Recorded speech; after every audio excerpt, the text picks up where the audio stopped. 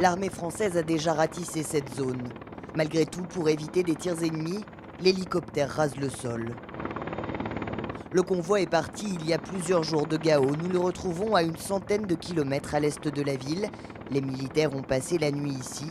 Sur place, l'heure est au briefing.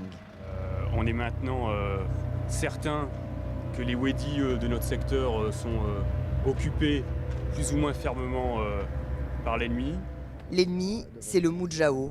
Les troupes au sol, souvent appuyées par des hélicoptères, traquent les islamistes, saisissent leurs armes et leurs munitions. Ces djihadistes ont fui Gao et se sont réfugiés dans ce désert. C'est des gens qui connaissent parfaitement leur terrain, qui sont manœuvriers, qui sont très mobiles et qui sont très accrocheurs également. À chaque fois, le même scénario. Les djihadistes attaquent, des combats rapprochés et bref, le dernier accrochage a eu lieu la veille.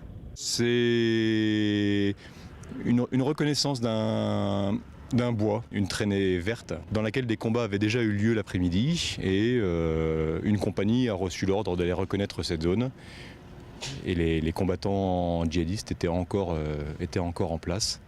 Les militaires vont reprendre la route, poursuivre leur opération un peu plus loin. La sécurisation du Mali, la mission de l'armée française ici va se poursuivre, mais elle est dans sa phase finale et dès la fin du mois d'avril, le retrait des troupes devrait s'engager.